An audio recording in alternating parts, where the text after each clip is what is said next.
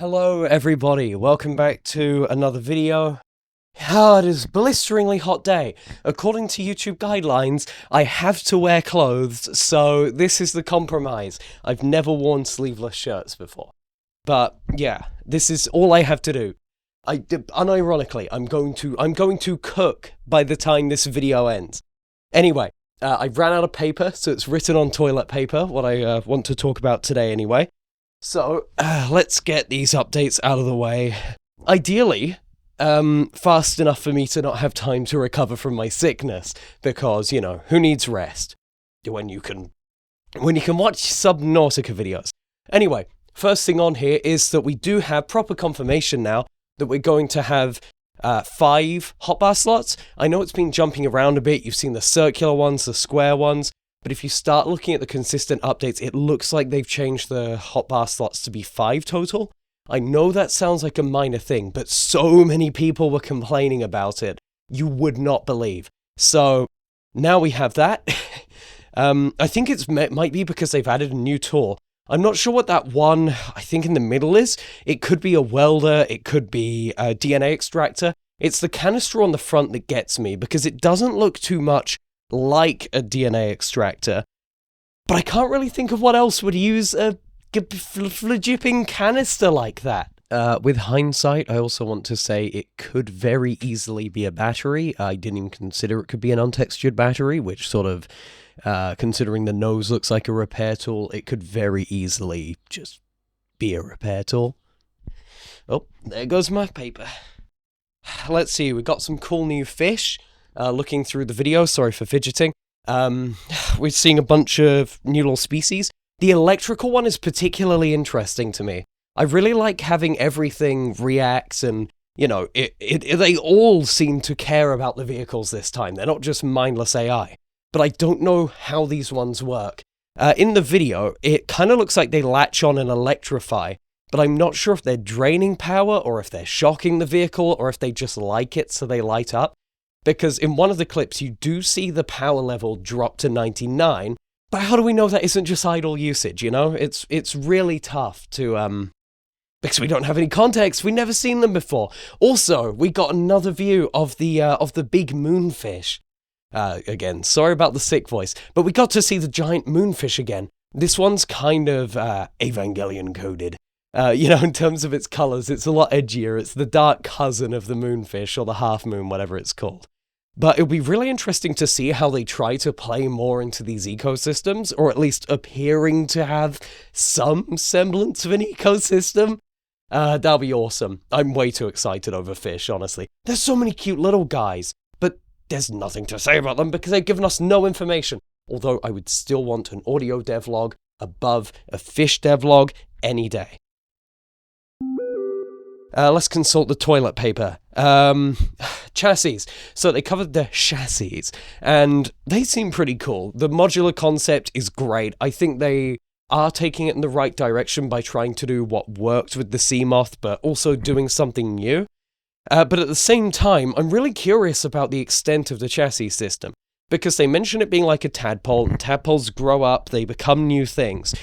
But it looks like it might have some kind of hormone deficiency because we only ever see the one tadpole. Bad joke. But I don't think we're going to see the full bodies because people were speculating that perhaps it could connect to something like a prawn suit body, but I don't see any proper connectors at the bottom. There's the little things on the side that connect to the wings, but there doesn't seem to be a proper holding thing for legs. Also, there's a hatch on the underside. It's pretty subtle, but I have no idea what that's for. Because the one on top is storage, and we know storage can attach on the back. I'm thinking maybe it's just decorative lines, you know, similar to Marvel's line obsession. Sorry for sweating, it is so hot, oh my god. Anyway, I wrote here, panel no connector. Panel no connector. I'm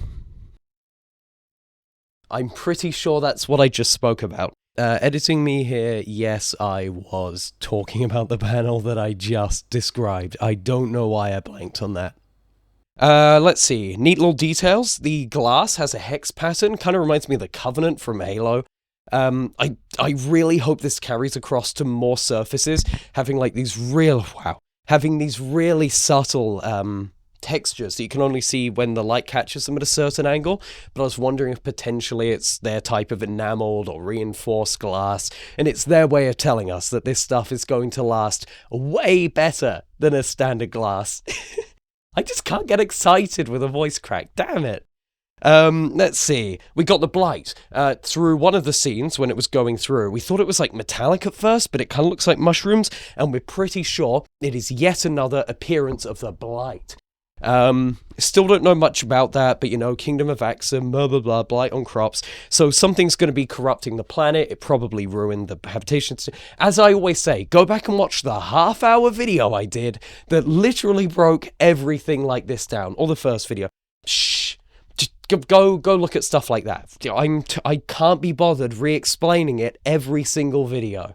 But that's really cool to see, and I'm hoping we get to interact with it to a degree, kind of like in Terraria with the corruption or the crimson. It'd be really nice to have like tools or the ability to go through and affect the world in terms of trying to push back against the corruption. That'd be awesome to me anyway.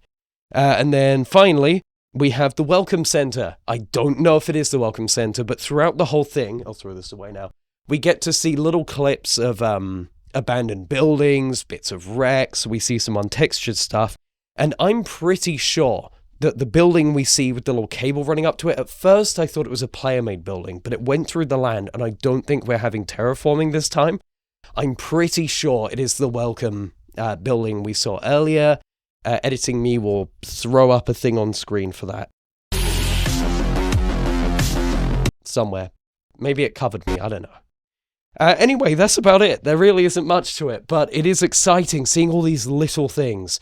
It's coming along so well. The only thing I didn't like about this devlog was how it kept zooming in and moving all the time. It was a little bit tough to follow, and we didn't get too many new clips. They recycled so many from older devlogs, but I'm just glad to have the extra content. Once again, please do an audio one. Please do a sound one. Do some other aspects aside from AI and models and, you know, or do a tool breakdown. I would not mind a breakdown of that little pulse rifle or the hatchet, but sound. I love sound. Anyway, thanks everyone for watching. That's just me. Again, I'm doing it again. I'm just rambling in front of the camera, unscripted. But glad you seem to enjoy these. When we get a solid, hefty update with lore, I'll do a huge breakdown. Sorry for clipping the microphone.